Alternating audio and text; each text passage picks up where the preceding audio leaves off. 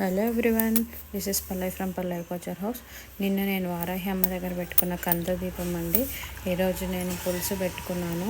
అందరికి చెప్తున్నాను, కంద దీపం పెట్టుకున్నాక కందను మాత్రం వేస్ట్ చేయొద్దండి.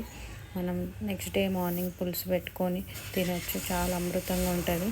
దీనికి కావాల్సిన పదార్థాలండి నేను ఇక్కడ చూపిస్తున్నాను మీకు.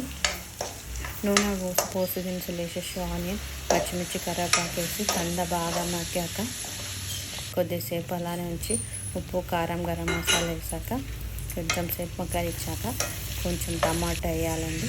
టమాటా వేసినాక కొంచెం మగ్గనిచ్చినాక నేను కొంచెం చింతపండు పులుసు అండ్ జీలకర్ర మెంతుల పొడి వేసానండి. వేసి మంచి మగ్గి ఒక 10 minutes అలానే ఉంచాక మంచి ఫ్లేవర్ వస్తుందంటే మనకి స్మెల్. కొత్తిమీర వేసేసుకొని దించేసుకోవడమే, రెడీగా ఉంటుందండి.